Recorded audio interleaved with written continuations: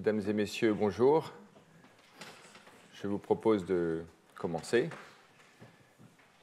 en vous saluant, certains que je vois régulièrement, d'autres qui viennent au gré de leur disponibilité. En tout cas, c'est un plaisir de vous retrouver pour poursuivre ce cours où, cette année, j'aborde la question de l'organisation dans le temps et l'espace des processus morphogénétiques, d'où le sous-titre du cours « Espace-temps-information ». Et donc, comme j'ai eu l'occasion de le dire, ces cours cette année sont une occasion de réfléchir à ce qu'on entend par l'information morphogénétique et en dépassant le cadre, certes juste, mais insuffisant de l'information dite génétique. Et aujourd'hui, nous allons donc poursuivre le cours de la dernière fois où nous étudions l'auto-organisation de processus dans la cellule et à l'échelle multicellulaire sous la forme d'instabilité spatiale et temporelle. Donc, je vais commencer par résumer les notions principales de la dernière fois pour poursuivre ce cours cette fois-ci. Donc, la thématique générale est donc celle selon laquelle on peut voir l'information génétique, ou l'information biologique plus largement, comme procédant selon deux modalités. Une modalité qu'on peut dire de programme dans lesquels l'information est hiérarchiquement organisée également de façon modulaire, agissant à longue et courte portée, selon des réseaux d'interaction très complexes avec de multiples paramètres. Et vous voyez, le développement est un processus en construction qui s'oppose à une modalité d'auto-organisation qui, elle, procède par interaction purement locale, dans sa forme la plus pure, par interaction directe également, et dans lequel le contenu d'informations permettant d'expliquer l'émergence de structures complexes à l'échelle macroscopique dépend de peu de paramètres et de peu de règles d'interaction. Et les cours sur les instabilités spatiales et temporelles développent, à l'échelle cellulaire principalement, mais j'ai eu l'occasion de le montrer à une échelle plus grande, comme la termitière ici, d'interactions chimiques, mécaniques et mécanochimiques. Donc effectivement, il convient de séparer d'un point de vue pédagogique, et même du point de vue des principes qui la gouvernent, l'émergence d'instabilité spatiale et temporelle, d'où ces deux axes présentés ici, et également le fait que ces structures auto-organisées hors équilibre, en fait, peuvent émerger de contextes purement chimiques, comme on l'a vu avec les instabilités de Turing que j'ai développées la dernière fois, mais également d'interactions de nature purement mécanique, comme j'ai commencé de le faire la dernière fois, et comme nous allons le poursuivre aujourd'hui. Donc aujourd'hui, nous allons poursuivre l'émergence d'instabilité spatiale et temporelle selon des modalités purement mécaniques, puis voir, comme cela se passe dans les cellules et en biologie, les interactions complexes entre chimie et mécanique, soit sous une forme hiérarchique où la chimie contrôle la mécanique, ou alors par des rétroactions que l'on va développer, permet également l'émergence de structures auto-organisées de nature mécanochimique, qui sont vraiment au cœur de cette information mécanochimique qui est au cœur des cellules et des organismes. Donc, pour reprendre le programme du cours que je vous avais énoncé, nous en étions à ce point 3.1, voilà comment, dans des modèles viscoélastiques, des agrégats de cellules peuvent émerger selon un modèle de Turing ou Turing-like de nature purement mécanique, que vous avez soit en tête si vous étiez là, soit que vous pouvez revoir, vous avez pu voir en vidéo, les cours étant accessibles en ligne comme vous le savez bien. Et nous allons poursuivre maintenant d'autres types d'instabilité mécanique dans des cas à la fois hydrodynamiques et de modèles viscoélastiques. Donc ce cours en fait va avoir pour commencer la présentation d'un certain nombre d'études théoriques, mais j'aurai à cœur de montrer au fur et à mesure leur relevance avec des données expérimentales à l'appui. Et pour finir, enfin, nous allons voir l'impact au cours du développement de toutes ces dynamiques. Donc, pour résumer les notions essentielles de la dernière fois et qui restent tout à fait valables aujourd'hui, les instabilités spatiales émergent naturellement dans les cas où des espèces chimiques, un activateur en rouge s'autoactive donnant naissance à un processus autocatalytique qui amplifie des fluctuations locales, et puis l'activation d'un inhibiteur, à condition que les coefficients de diffusion de l'inhibiteur soient plus importants que celui de l'activateur, permettant ainsi une inhibition à longue portée qui stabilise la configuration, l'instabilité créée localement par l'auto-amplification de l'activateur en rouge. Voilà au cœur finalement d'un des motifs de Turing qui est le plus au cœur des processus biologiques. On peut trouver une variation sur ce réseau d'interaction centrale qui est très fréquent en biologie, dans lequel une condition sur le taux d'activation de l'activateur de cette boucle autocatalytique par rapport à la rétroaction, un délai en fait dans le processus d'inactivation par l'inhibiteur, introduit naturellement une instabilité temporelle que nous avons vue et qui est caractéristique des systèmes dits excitables, bistables, ou alors avec des trigger waves comme nous l'avons vu. Donc vous voyez que des paramètres simples dans un réseau très présent en biologie donnent naissance à des instabilités spatiales et temporelles dans des cas simples où il s'agit d'espèces chimiques qui interagissent entre elles.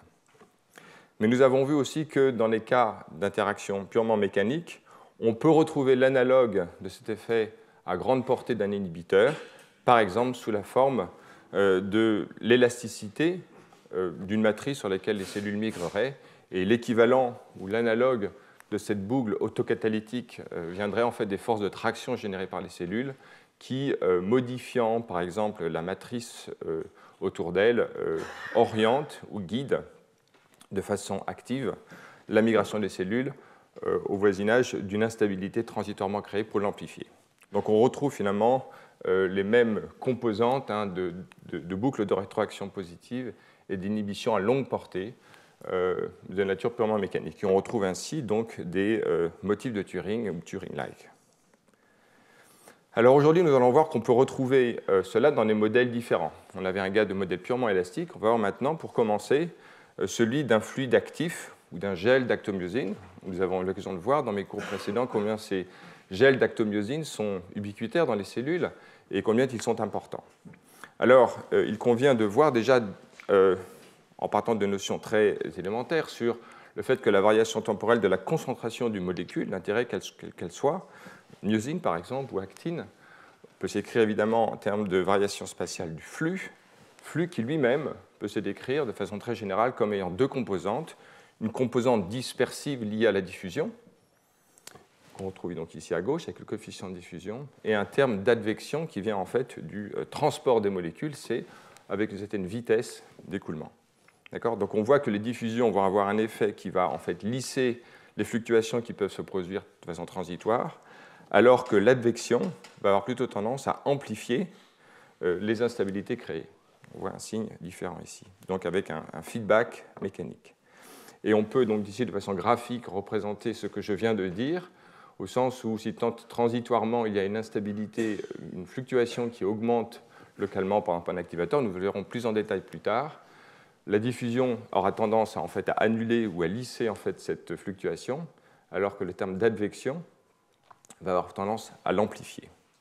Donc on va voir ces deux tendances opposées, et on peut définir un nombre sans dimension, le nombre de Peclet, du physicien Eugène Peclet, qui caractérise en fait le rapport entre le taux de transport par advection, où L est une longueur caractéristique, en fait la longueur hydrodynamique, que l'on verra tout à l'heure, U, une vitesse, et divisé par le coefficient de diffusion, micron carré par seconde dans les deux cas.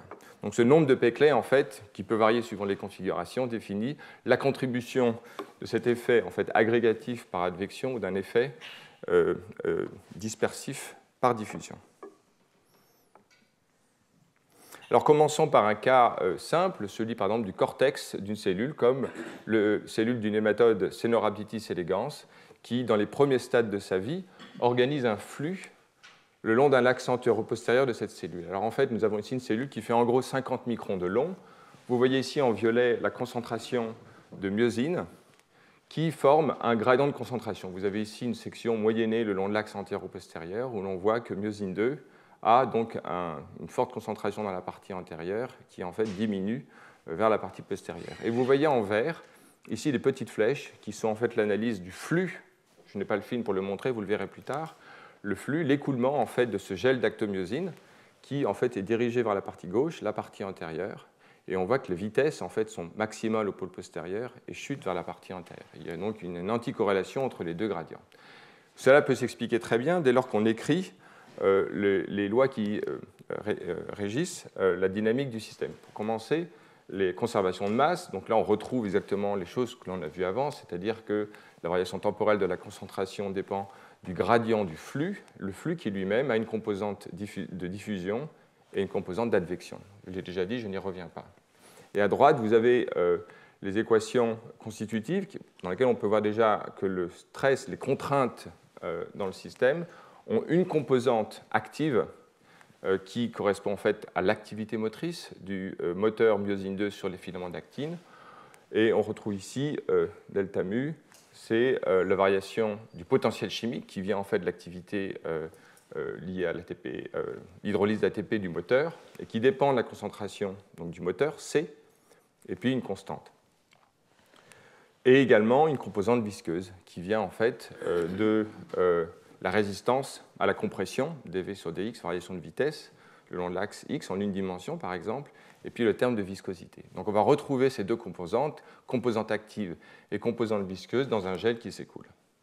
Et enfin, cet élément important, dès qu'il y a écoulement, la vitesse de l'écoulement est reliée au gradient de contrainte en fonction d'un terme qui simplement sont les frictions, friction avec la membrane, friction avec l'environnement dans lequel se situe cet écoulement, le cytoplasme par exemple. D'accord ? Donc ces paramètres, viscosité et friction, nous allons les retrouver à différents moments. Et donc, à partir de ce type d'équation, on peut tout à fait expliquer la vitesse d'écoulement du gel lactomyosine en fonction des gradients de contractilité de distribution de myosine 2. Alors, une première étude montre comment on peut créer des motifs, des instabilités spatiales dans ce type de modèle de gel lactomyosine, régi, comme je viens de le dire, par un flux avec une composante de diffusion et d'advection liée à l'activité du moteur. On retrouve ici exactement ce que j'ai dit avant, la composante active des contraintes, plus le terme visqueux. Et enfin, l'existence de friction dans ce réseau. Il s'agit d'un système qui, lorsque l'on fait l'analyse de stabilité linéaire, comme je l'ai expliqué la dernière fois, identifie dans les matrices d'évolution du système les valeurs propres qui ont cette forme un peu barbare, mais regardons simplement ce terme-là. Parce qu'en fait, vous vous souvenez, l'instabilité viendra si ces valeurs propres ont une valeur positive. Et donc on voit bien que ça dépendra de la valeur de ce rapport par rapport à 1. Que voit-on dans ce rapport ? On voit en particulier, tout d'abord, le nombre de Peclet, c'est-à-dire la part de l'advection par rapport à la diffusion dans la dynamique du système. On voit par ailleurs cette variation de f de C0. De quoi s'agit-il ? En fait, on peut écrire les contraintes actives, ici, donc qui correspondent à l'activité motrice du moteur et les contraintes actives qu'elle génère dans le réseau, qui sont dépendantes d'une constante, d'une valeur de référence, et d'une dépendance à la densité de myosine 2. Plus il y aura de myosine 2, ce que dit cette équation, plus ces contraintes seront importantes, ce qui est assez intuitif et de fait qui est vrai. Plus la concentration du moteur est importante, plus son état d'activation est important, plus les contraintes actives vont être importantes. Et donc, on a donc une valeur positive pour cette fonction. Et donc, voilà donc cet élément important. Donc, c'est ce terme-là qu'on retrouve dans ce quotient. Et l'on voit bien ici qu'il y a, pour que cette valeur propre soit positive, et donc que ce rapport soit supérieur à 1, il faut que les contraintes actives qui créent un écoulement doivent s'opposer, en fait. Alors, que voit-on dans ce nombre de Peclet ? Évidemment, la résistance, l'opposition de la diffusion. Plus la diffusion est importante, plus le nombre de Peclet va être faible. D'accord ? Donc, plus ce terme va être faible, il faudra donc le compenser par un terme d'amplification du stress en fonction de la concentration de myosine 2 plus importante. Donc, il y a un effet d'antagonisme entre l'augmentation des contraintes liées à la concentration du moteur et l'effet dispersif de la diffusion, qui joue au dénominateur du nombre de Peclet, et également, comme on a L ici, la longueur hydrodynamique, les forces de friction, la contribution de la friction. Donc, pour résumer, on voit ici que l'instabilité vient ici d'une compétition entre l'effet autocatalytique d'amplification du stress actif par la concentration du moteur de myosine 2 et l'effet que lui oppose la friction avec l'environnement et l'effet de la diffusion, ce qui est assez intuitif. Et l'on voit ici de façon quantitative comment ces valeurs propres en fait, évoluent, d'accord, à mesure que le nombre de Becquerel augmente. On voit ici la forme des courbes, et en particulier que les valeurs deviennent très positives si le nombre de Becquerel est plus important. Et ici, dans ce diagramme de phase, on voit très bien que les instabilités émergent dans cette partie du diagramme dès lors que le nombre de Becquerel est plus important. Voilà, donc ici, retenons simplement l'idée que dans ce gel actif dans lequel il y a des contraintes actives et un effet de friction et de diffusion, c'est la force de l'effet amplifié des contraintes actives liées à la concentration de myosine 2 qui va jouer un rôle déterminant par rapport aux forces de diffusion et aux effets de la diffusion et à l'effet de la friction dans les réseaux. Donc ici, on retrouve finalement encore dans un gel, dans un système hydrodynamique, des instabilités qui émergent avec un activateur local, on va dire, qui va être le stress actif dépendant de la concentration de myosine 2, et un effet d'inhibition à longue portée qui vient en fait des frictions. Plus les frictions sont importantes, plus ces instabilités seront difficiles à générer et les longueurs d'onde plus courtes. Alors voyons maintenant comment, à partir de cette même notion, on peut commencer à voir émerger des instabilités temporelles. Alors ici, nous allons décrire, c'est ce que fait cette étude du laboratoire de Stefan Grief et Frank Kulischer, maintenant deux composantes chimiques, A, un activateur, et I, un inhibiteur. Donc finalement, on a les mêmes choses qu'avant, une composante de diffusion, une composante d'advection, avec l'activateur et l'inhibiteur respectivement. D'accord ? Donc D va être le coefficient de diffusion de l'activateur, et alpha D, celui de l'inhibiteur. On trouve exactement ce que j'ai décrit précédemment, la composante visqueuse et active des contraintes. Et encore une fois, on peut écrire le stress actif comme dépendant de la concentration du moteur de myosine 2. D'accord ? Et ici, pour des raisons qui vont devenir apparentes plus tard, on peut écrire cette fonction sous la forme d'un terme de référence et de quelque chose qui dépend de la concentration de l'activateur et de l'inhibiteur, avec un paramètre qu'on peut décrire comme un paramètre d'asymétrie bêta pour la raison suivante. D'accord ? Si bêta est entre -1 et 1, on voit bien que A et I sont tous les deux des activateurs du système, dans le sens où FC, d'accord, va être positif, et ces deux termes, 1 plus bêta, 1 moins bêta, vont dans un régime où A et I vont avoir des effets positifs. D'accord ? Si en revanche bêta est supérieur à 1, on voit bien que A est un activateur et I est un inhibiteur. Donc on verra l'importance parce que je vous montrerai un diagramme de phase où bêta intervient. D'accord ? Ce sont des commodités parce que l'étude se veut très générale et va montrer, suivant les configurations, dans quelles conditions va-t-on avoir des instabilités temporelles. On verra que notamment les oscillations émergent à partir du moment où bêta est supérieur à 1. En fait, nous le voyons tout de suite. Donc ici, on a un diagramme de phase dans lequel on a ici le nombre de Becquerel, qui encore une fois décrit la composante d'advection, la part de l'advection par rapport à la diffusion, qui joue des effets opposés. Et on a ici en abscisse bêta, ce paramètre asymétrique. Donc regardons dans les configurations où bêta est inférieur à 1, dans lesquelles A et I sont les activateurs. En fait, nous avons deux régimes. Un régime homogène, pas très intéressant, où le système n'est pas activé.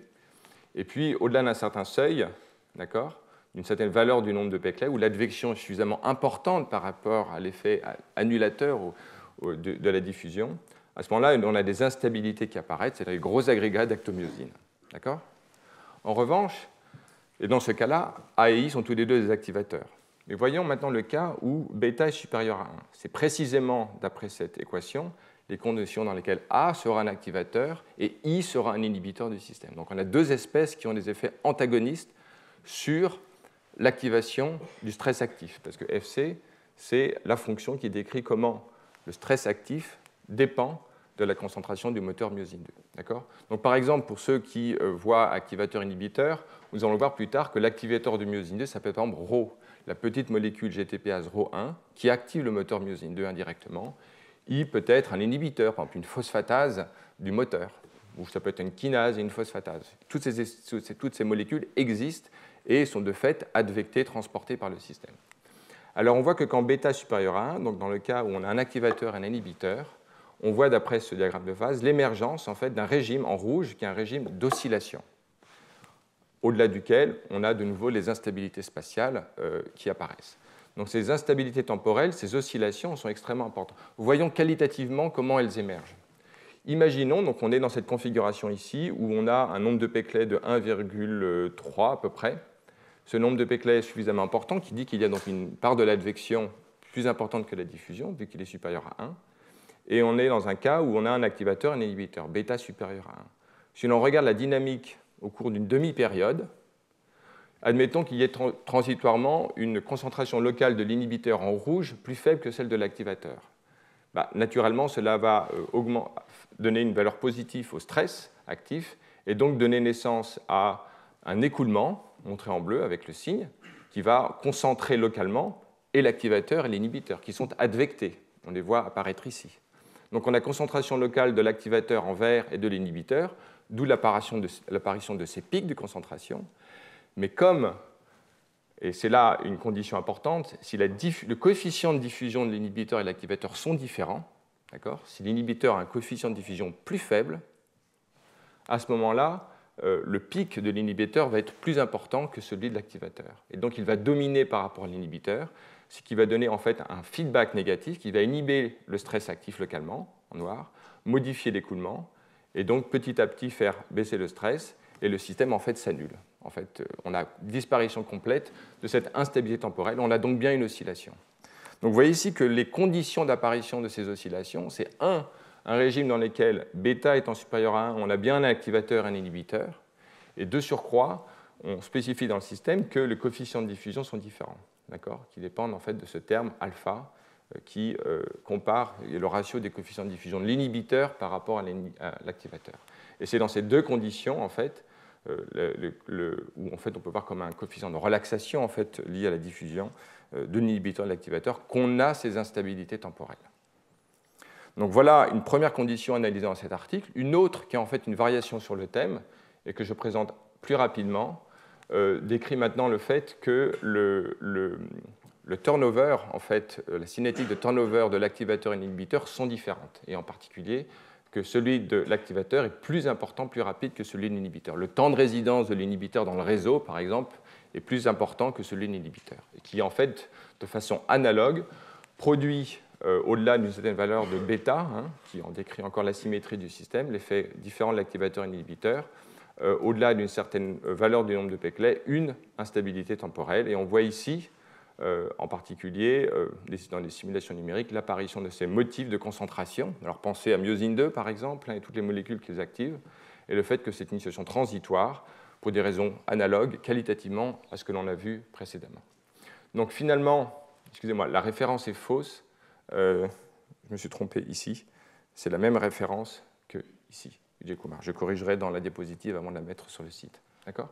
Donc, on voit ici une deuxième condition dans laquelle les instabilités temporelles apparaissent, que je résume ici. La dynamique pulsatile émerge à partir du moment où on a un couplage entre activateur et inhibiteur, et en particulier l'effet de, par diffusion ou par temps de résidence turnover différent de l'activateur et de l'inhibiteur, diffusion plus importante pour l'activateur que pour l'inhibiteur, ou temps de résidence plus court pour l'activateur que pour l'inhibiteur, l'effet sera qualitativement le même, c'est-à-dire qu'il donnera naissance à une instabilité temporelle.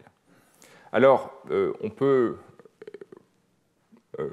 compliquer, ou en tout cas rendre plus réaliste la description de ces modèles, en prenant en compte non pas simplement la dépendance du stress actif à la concentration du moteur, qui est fondée expérimentalement, mais également des paramètres d'ordre. On sait bien que les moteurs sont des structures bipolaires qui peuvent s'orienter dans l'espace et qui donc, s'orientant, peuvent jouer en fait sur le stress actif. Je mentionnerai une étude qui le fait et qui permettrait d'enrichir et de voir les contributions d'autres formes de non-linéarité dans la dynamique de ces systèmes. Alors maintenant, après avoir vu donc des systèmes purement hydrodynamiques de gel d'actomyosine, voyons maintenant la contribution de l'élasticité en plus de la viscosité, donc une description viscoélastique.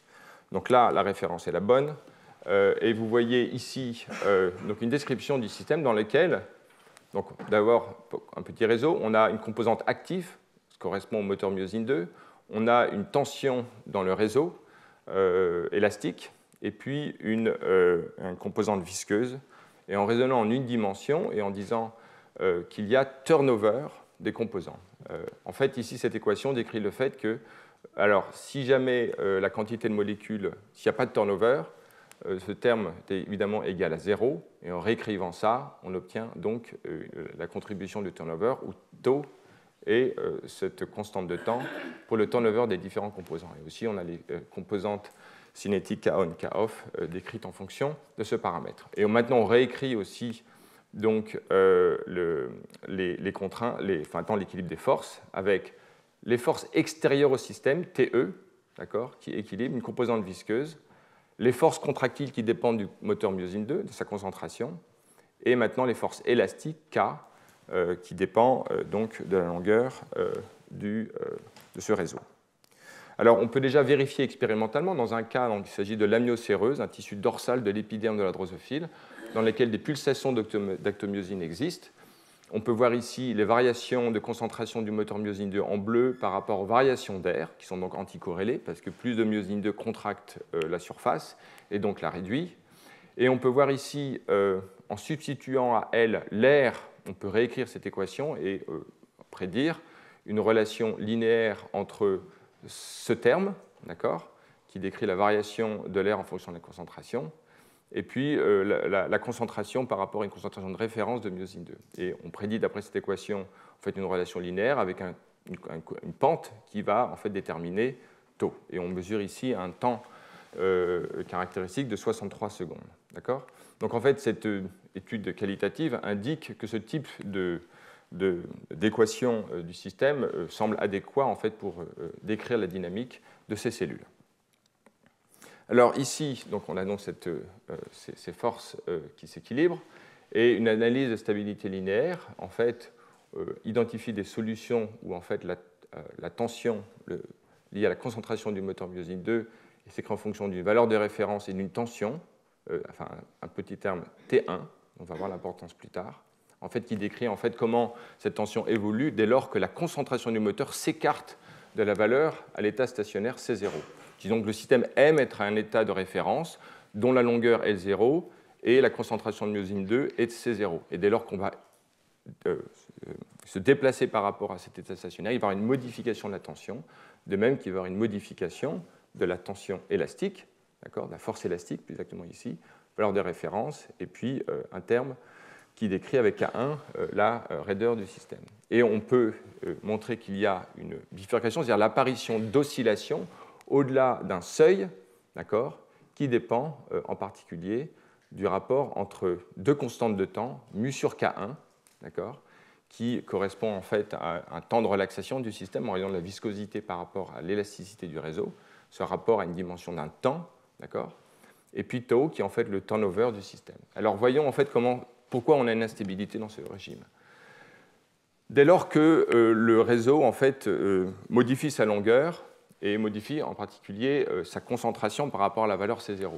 T1 va avoir un effet de concentration en fait, du moteur qui va induire en fait, un feedback dans le système, augmentant la tension, et qui va donc s'auto-amplifier. Et cet effet va être donc opposé par la résistance visqueuse du système, et il y a un temps caractéristique associé à ça, qui est donc ce temps de relaxation ou temps de retardation, mu sur K1, qui dépend en fait des contributions respectives de la viscosité, et du paramètre d'élasticité du réseau. Mais il y a aussi un autre temps caractéristique qui joue un effet, lui, de feedback négatif, dans la mesure où le turnover de myosine 2 par rapport dans le réseau va tendre à restaurer la concentration C0, et il le fera d'autant plus vite que ce turnover est rapide, et en restaurant la concentration C0, annulera en fait l'effet d'accroissement de la tension en raison de l'augmentation locale de la tension, de la concentration du moteur.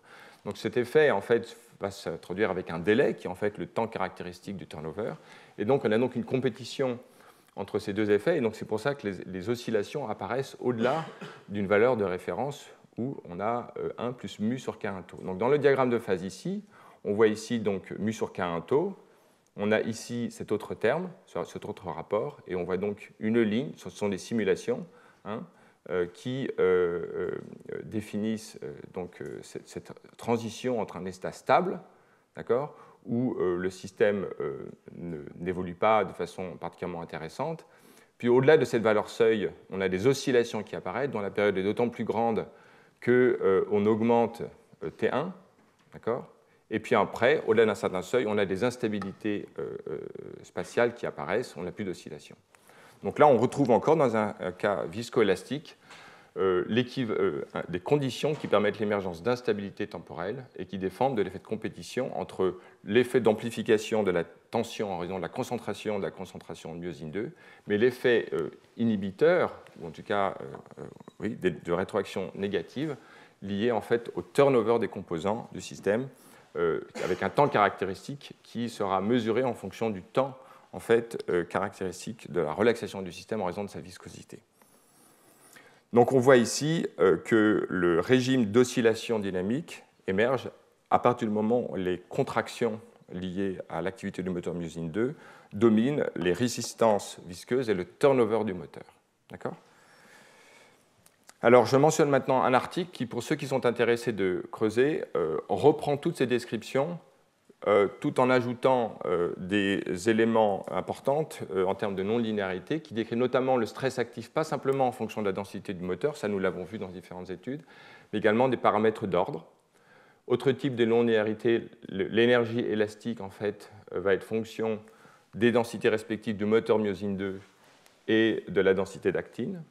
Et troisième non-linéarité intéressante, toute fondée en fait expérimentalement, c'est le fait que le turnover de myosine 2, dont on a vu qu'il joue un rôle important dans ce type d'instabilité, notamment dans l'étude juste précédente, peut être lui-même une fonction de choses comme, par exemple, la déformation. On sait bien que les moteurs, tous les moteurs, et en particulier moteur myosine 2, nous l'avons vu l'an dernier dans le dernier cours sur la tension corticale, que tous les moteurs ont cette propriété de stabilisation, leur cycle, leur duty ratio, en fait, est lui-même modifié par les déformations du réseau dans lequel ils sont situés. En fait, un moteur en fait, va être stabilisé dès lors qu'on lui tire dessus, si on veut dire trivialement. Donc, ce paramètre-là peut être décrit dans les équations du système. On retrouve les mêmes équations, mais en fait, on va dire que tout dépend de toutes les composantes de stress en fait, vont dépendent de tous ces paramètres. Et donc, bien sûr que ça complique le système, mais cette étude montre que l'on peut étudier les dynamiques du système. Et je vous montre simplement un résultat parmi nombreux autres. Dans ce diagramme de phase où on décrit en fait l'élasticité, les contraintes élastiques par rapport aux contraintes actives. Et on voit qu'on peut transiter entre un état finalement stable où il n'y a rien du tout, et petit à petit l'apparition d'oscillations dans le régime en bleu ciel, ici, puis apparition d'ondes de trigger wave, d'ondes progressives, donc des régimes plus complexes que ce que je vous ai simplement montré jusqu'à présent, c'est-à-dire de combinaisons d'instabilité spatiale et temporelle, et enfin l'apparition d'instabilité spatiale dans lesquelles il n'y a plus de dynamique temporelle. Voilà.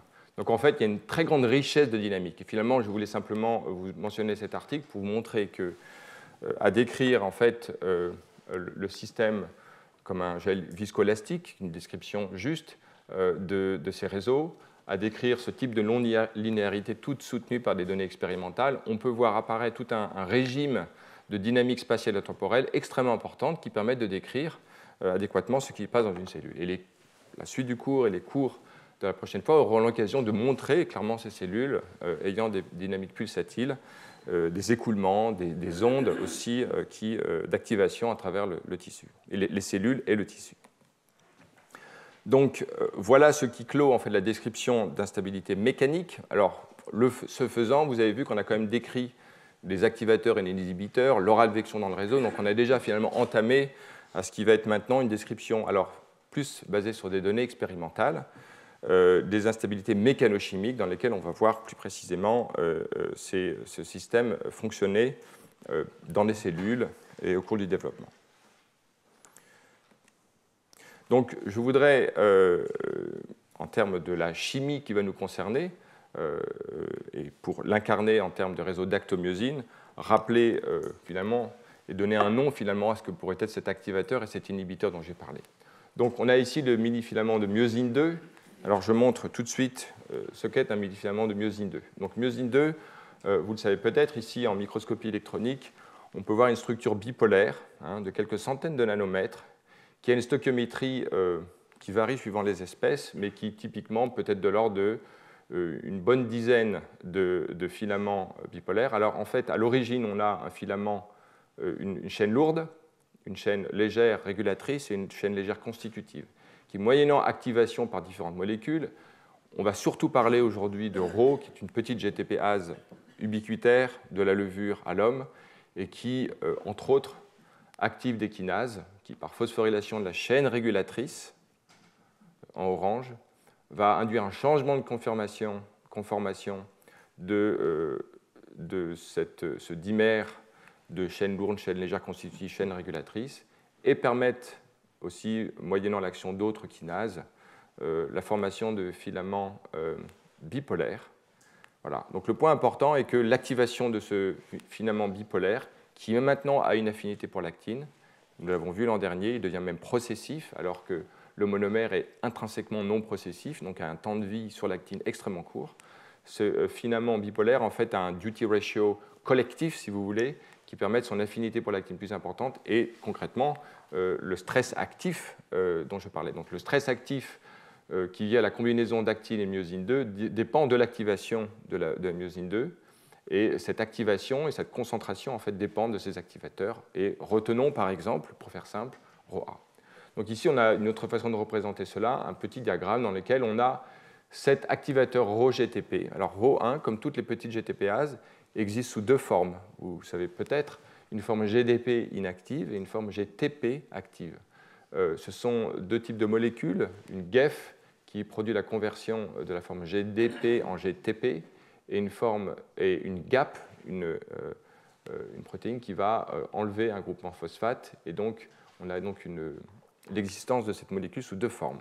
La forme active GTP peut activer tout un grand nombre de molécules en aval, en particulier pour ce qui nous concerne, une molécule diaphanous, une formine qui va produire la polymérisation de filaments non branchés d'actine, et en parallèle, l'activation de la kinase ROC qui phosphoryle la chaîne régulatrice de myosine 2, ici, et induire la formation du mini-filament. Et en même temps, elle va inhiber l'inhibiteur de cette réaction, à savoir la phosphatase. Donc, activer la kinase, inhiber la phosphatase, l'effet conjugué est le même. On va concrètement augmenter la concentration de myosine 2 phosphorylée et donc augmenter la concentration de mini-filaments bipolaires actifs ayant une forte affinité pour l'actine et ayant un duty ratio maintenant important et permettant donc de générer ce stress actif. Donc, vous vous souvenez dans les études théoriques précédentes où je montrais que le stress actif était fonction d'une concentration de myosine 2, F de C.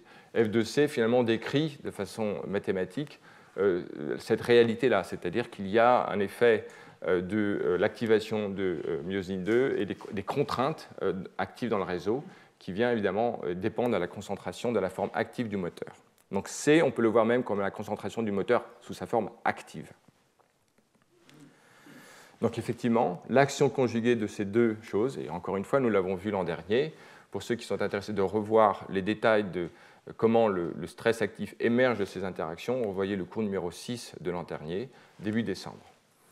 Et donc on voit ici un patch de membrane, le cortex composé de filaments d'actine et de moteur myosine 2, ainsi que des cross-linkers passifs en rouge. Et au bout d'un certain temps, l'action du moteur va, par exemple, produire une déformation du réseau compressive dans ce cas-là. Et donc on peut décrire ce petit réseau comme ayant une tension élastique résiduelle liée en fait, aux interactions entre filaments, et puis une composante visqueuse qui dépend en fait, simplement du turnover de ces composants actine, filaments d'actine, les cross-linkers passifs, et également myosine 2 lui-même. Voilà qui replace les éléments en tête. Donc maintenant, revenons au cas de C. elegans, de cet embryon dont je vous ai montré un écoulement. Alors on voit en fait que l'écoulement, c'est une façon assez moyennée, lissée, on va dire, de décrire l'écoulement de myosine 2, mais on peut regarder plus en détail et voir que dans cet écoulement de la partie postérieure vers la partie antérieure, on a également des agrégats, on va dire des instabilités spatiales, et de surcroît, si l'on analyse finement la concentration de ces agrégats au cours du temps, ce qui peut se voir dans cette analyse à droite, on voit en fait une oscillation, c'est-à-dire que la densité de myosine 2 en violet, en rose à gauche, et évolue au cours du temps. Donc le point important, c'est qu'on a une oscillation temporelle de myosine 2. On peut aussi analyser l'évolution temporelle de la concentration de ρGTP, la forme active de ρ. Un certain nombre d'études que je vais présenter maintenant le montreront. Comment visualiser la concentration de ρGTP? Simplement en prenant une molécule qui n'est pas montrée ici, qui s'appelle aniline, qui a une très forte affinité pour ρGTP, et qui en gros est un cross-linkteur d'actine, en prenant un petit domaine qui se lie avec forte affinité avec ρGTP, on prend ce petit domaine, on lui fusionne GFP, et la GFP en fait, va se retrouver concentrée à l'endroit où ρGTP est situé. Et on a ainsi un senseur, un biosenseur, très efficace de la concentration de ρGTP. De nombreuses études l'utilisent, et j'aurai l'occasion de réutiliser. Donc on va pouvoir suivre au cours du temps la concentration de l'activateur ρGTP et la concentration du moteur myosine 2. D'accord? Donc de A l'activateur et de C le moteur moléculaire. Alors, dans cette très belle étude, les auteurs vont justement analyser dans ce genre d'embryon l'évolution temporelle de la concentration, par exemple, de myosine 2, et en fait, ils vont étudier deux espèces, myosine 2 et ρGTP, et analyser l'évolution également il y a une composante en fait qui est liée aussi à l'advection, c'est-à-dire que le transport de cette molécule, qui va générer soit par concentration une évolution de la concentration, soit par translation une évolution de la concentration dans une petite boîte. Donc en fait, les auteurs décrivent ce type de dynamique de concentration de myosine 2 et de ρGTP. Et à partir de ces réactions, ils peuvent donc en déduire, en calculer des paramètres cinétiques de réaction. C'est-à-dire, qu'entend-on par réaction? Précisément les interactions réactives entre ρGTP et myosine 2. On sait que ρ est un activateur de myosine 2. Voilà des choses que l'on ne connaît pas a priori, mais que l'on peut déduire de la dynamique spatiale et temporelle de l'évolution de la concentration de ces molécules. Et donc en particulier, on va voir dans le diagramme suivant des vecteurs, d'accord, qui représentent dans un diagramme de phase d'évolution de concentration de myosine 2 et de ρGTP les termes de la réaction de l'un par rapport à l'autre. Donc voilà en fait ce diagramme. On a ici la concentration de myosine 2, ici la concentration du moteur ρGTP, d'accord.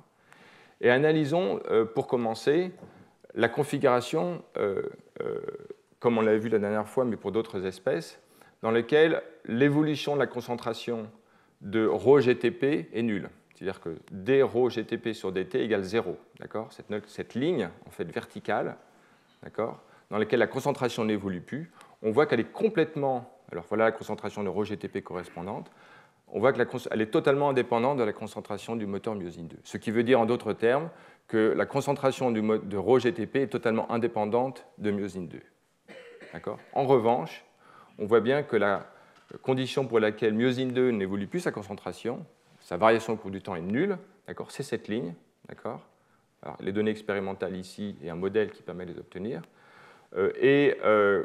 Elle-même dépend très clairement de la concentration de ρGTP. Ce qui indique, en d'autres termes, cette chose connue des biochimistes, c'est que ρGTP est un activateur de myosine 2.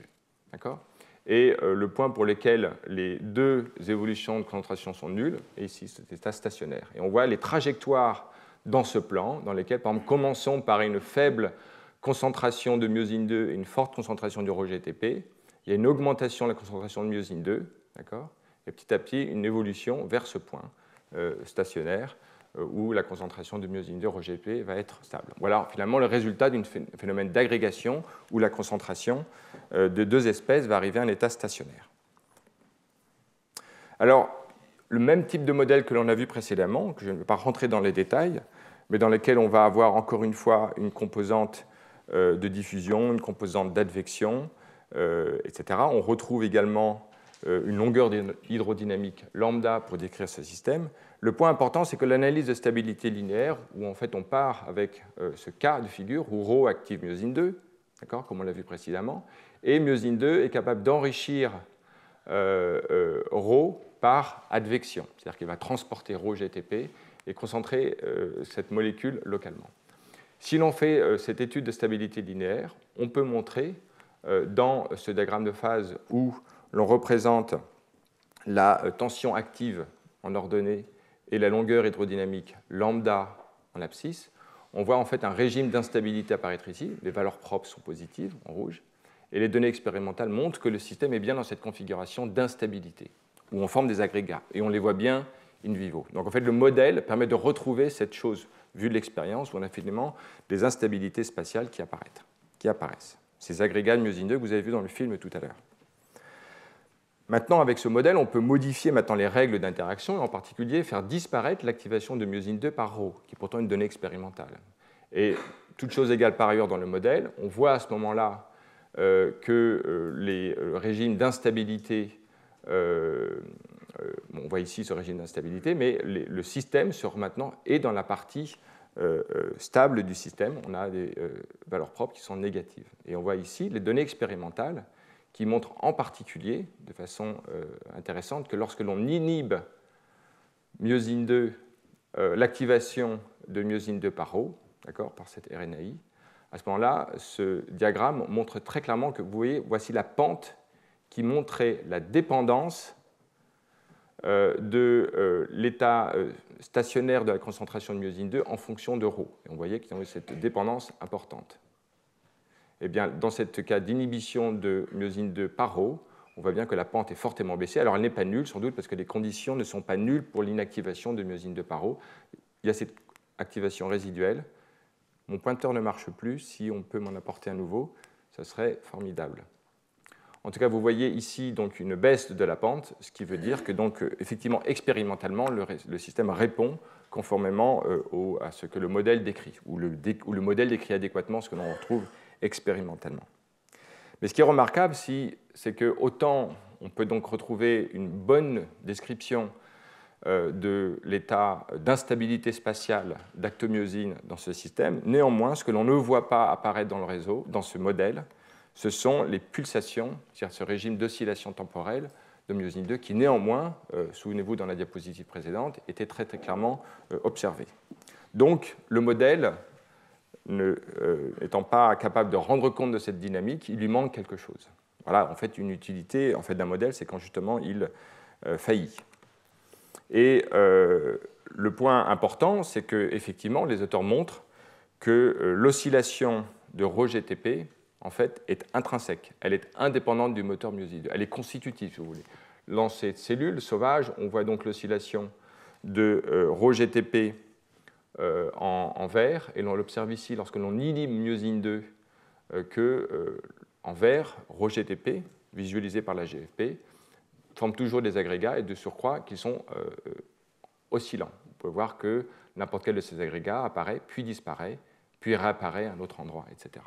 Donc les instabilités temporelles, les oscillations, sont constitutives de Rho-GTP. Elles ne sont pas une donnée du système émergeant des interactions entre Rho et myosine 2. Par exemple, par leur rétroaction, advection de Rho par l'écoulement que génère le moteur myosine 2. Donc il va falloir décrire dans ce système, le modifier en apportant et en modélisant, par exemple, une oscillation constitutive de Rho-GTP venant de l'extérieur, donc on le rend comme une donnée au système, mais qui n'émerge pas naturellement de ces interactions. D'accord ? Et à partir de ce moment-là, dans les simulations, on voit effectivement apparaître des oscillations de myosine 2, ce qui est tout à fait naturel. Et on peut aussi modifier les paramètres de ce modèle, en particulier renforcer cette réactuation positive par flow, par exemple, en réduisant la longueur,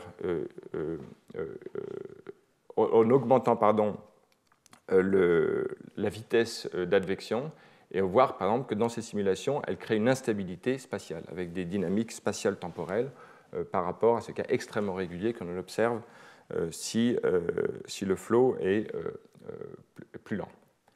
Et expérimentalement, donc on voit ici des données sauvages dans lesquelles ce n'est pas certes aussi régulier que dans les simulations, mais l'on voit en revanche que dans les conditions qui réduisent la longueur hydrodynamique, qui passe de 14 à 9 microns, on a un écoulement de vitesse plus importante et on a des instabilités extrêmement importantes qui apparaissent, qui ne sont pas sans rappeler ce que l'on observe dans les simulations. Donc les auteurs ont conclu que finalement, moyennant ces descriptions d'une oscillation de Rho qui est extérieure à la dynamique d'interaction entre Rho et le moteur myosine 2 qui l'active, on trouve des dynamiques qui, qualitativement, ressemblent à ce que l'on observe expérimentalement dans des conditions sauvages et perturbées pour l'écoulement. Donc finalement, maintenant, ce qui est important, c'est de dire d'où viennent ces oscillations de Rho-GTP, qui sont ici apportées au système pour décrire la dynamique, d'où viennent-elles? Et donc on va voir maintenant que la description et l'émergence de ces oscillations de Rho-GTP en fait, peuvent se décrire en termes de systèmes, justement, on va dire, excitables, dans lesquels on va retrouver dans ce réseau exactement les paramètres que j'ai décrits que j'ai rappelés en introduction et que nous avons vus la dernière fois, à savoir une boucle de rétroaction positive d'activation de RhoGTP et une rétroaction négative avec un délai, c'est-à-dire qui est plus lente. Donc on retrouve ici la description que je vous ai faite précédemment, avec un changement de couleur néanmoins, où on voit en vert l'actine et en rouge myosine 2. D'accord ?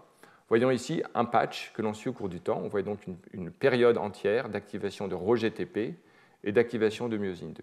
Cette analyse quantitative extrêmement fine permet de voir en particulier le décalage dans le temps de l'activation de RhoGTP en premier, suivi de l'activation d'actine et ensuite de myosine 2. Les auteurs montrent en fait des caractéristiques d'un système excitable, en particulier le fait qu'il existe un seuil d'activation à dépasser pour générer cette dynamique. Et on voit ici, à partir de données expérimentales, comment le taux de variation, alors AHPH, il s'agit de RhoGTP, ça c'est le nom technique expérimental. Pensez ici à la concentration de RhoGTP et ici à sa variation temporelle. Vous voyez qu'il y a une dépendance positive de cette variation de la concentration de Rho en fonction de la concentration de Rho. Donc il y a un effet rétroactif et un fait d'activation positive. La deuxième chose, c'est qu'il y a un effet de seuil. Ici, les auteurs inhibent Rho, donc l'activateur de myosine 2, et ils le font pendant une durée plus ou moins longue. Et on voit ici, jusqu'à 10 heures, il y a encore un régime oscillant, mais tout d'un coup, le système en fait chute complètement. On a ici une analyse quantitative qui montre un régime pulsatile jusqu'à une inhibition de 8, 9, 10, 11, 12 heures, et à partir de 12 heures, qui correspond en fait à une déplétion plus profonde de Rho, et donc une inactivation plus importante, tout d'un coup, en fait, il n'y a plus de pulse dans le système. Donc, il semble indiquer que le système, au-delà d'un certain seuil d'inhibition de Rho, il n'y a pas de modification de la période, même si ce n'est pas mesuré ici, des oscillations, mais il y a simplement une chute complète de la dynamique du système. Il n'y a plus d'oscillation, donc indiquant l'existence d'un seuil. Le point aussi important, nous l'avons vu, donc confirmation ici, c'est que la pulsation de Rho, en vert, est totalement indépendante du moteur myosine 2. Lorsqu'on inhibe myosine 2, ici, RhoGTP est encore pulsatile. On a ici la carte spatiale et temporelle d'évolution où on voit des pulsations. Alors leur forme n'est pas tout à fait normale, mais la pulsation est toujours présente. Et on le voit très clairement ici dans cette courbe, l'analyse d'image et la quantification pour un pulse. L'autre point, c'est qu'ici, les auteurs caractérisent en fait cette rétroaction négative et la raison de son délai. Ce délai, en fait, vient précisément du recrutement d'une GAP, un inhibiteur de RhoGTP, qui est recruté, en fait, on voit ici l'évolution de sa concentration en noir, donc on avait ici RhoGTP en violet, et l'apparition de myosine 2 en orange, et conjointement, en fait, on voit l'apparition de la GAP, donc de l'inhibiteur de RhoGTP. Et ce qui est très alors on voit ici les images, l'évolution de la concentration de la GAP par rapport à la concentration de la myosine 2, et ici sa quantification. Et on voit très bien que l'apparition de la GAP coïncide avec la baisse de concentration de RhoGTP. D'accord ? Donc on va voir tout d'abord ici que l'inhibition complète alors RGA, ce sont donc ces deux GAP, on en inhibe deux en même temps, induit en fait une espèce d'activation constitutive. Il n'y a plus de pulsation, une activation très large dans tout le système. Donc il s'agit bien d'une GAP et dont l'activité est nécessaire pour l'apparition de ces instabilités temporelles. Ce qui est intéressant, c'est de quelle façon cette GAP est recrutée. Elle est recrutée par le réseau d'actine. On voit ici le réseau d'actine et on voit la localisation de cette GAP, RGA3, avec une bonne colocalisation et une analyse pixel par pixel qui montre en fait une bonne corrélation sur un pulse sur l'ensemble du cortex de la concentration de l'actine par rapport à cette GAP. Donc finalement, on est dans un cas où Rho activant la formine, les filaments d'actine vont recruter la GAP, et comme les filaments d'actine vont être concentrés par l'activité d'advection de l'actine par l'activité contractile, en fait, il va y avoir une concentration locale, mais avec un délai lié au recrutement séquentiel de la GAP par l'actine une fois une densité suffisante de la molécule. On a donc ce délai qui induit cette feedback négatif. Et on voit ici donc les données fonctionnelles, le fait que quand on dépolymérise l'actine avec cette drogue, l'atrinculine A, on dépolymérise l'actine, donc on a dans le temps ici l'effet, on perd l'actine, on perd conjointement la GAP qu'elle recrute et avec laquelle elle colocalise. Et regardez la dynamique maintenant de myosine 2 et de Rho-GTP, tous deux sont présents sans oscillation à très fort niveau. Donc là, on voit bien l'effet inhibiteur de la GAP. En tout cas, l'inhibiteur l'actine joue un rôle de feedback négatif, mais par l'intermédiaire de la GAP qu'elle recrute. Donc le modèle que proposent les auteurs est un dans lequel on a l'activation donc de Rho-GTP par une GEF. L'effet conjugué du GEF et de la GAP module la concentration locale de Rho-GTP. Mais une fois une concentration suffisante de Rho-GTP, on active donc le moteur myosine 2 et l'actine. Et la densification du réseau d'actine en raison de tous ces phénomènes que nous avons vus précédemment recrute à une concentration suffisante la GAP qui va donc inhiber le système. Et c'est pour ça qu'on a un délai dans cette rétroaction négative et pourquoi le régime oscillant en fait, apparaît. Donc dans ce papier, que je vous invite à lire, il y a également une des simulations numériques qui montre comment, en rentrant les paramètres, notamment expérimentaux, on retrouve le type de dynamique observé expérimentalement. Il s'agit d'un travail remarquable qui conjugue de très bonnes données expérimentales, extrêmement quantitatives, conjointement à un modèle qui n'est pas analysé théoriquement comme d'autres études que j'ai montrées, mais qui néanmoins fait une interface plus proche des données expérimentales par des simulations numériques. Voilà, cette étude faite dans le laboratoire de Edwin Munro à Chicago. Donc, nous avons vu maintenant toute une série de dynamiques spatio-temporelles vues théoriquement au début, maintenant expérimentalement, et pensons donc à un réseau d'actomyosine. Alors on va voir maintenant qu'il y a des dynamiques donc, spatiales, temporelles, comme nous l'avons vu, et également des dynamiques de vagues, de trigger wave, comme on l'a vu la dernière fois pour, dans les cas chimiques, de propagation d'activité, qu'on a vu purement chimiques, on peut les voir maintenant dans les réseaux d'actomyosine. Alors on voit ici un film qui montre le cortex d'un embryon de xénope, où les données seront indifféremment de xénope ou d'étoiles de mer, starfish. Et on voit ici la dynamique de l'actine, marquée par deux sondes, LifeAct et Eutrophine, qui ont des temps de résidence sur l'actine différents, qui permettent de voir, donc déjà, si vous regardez ce film, clairement une dynamique spatiale, on voit une espèce d'onde,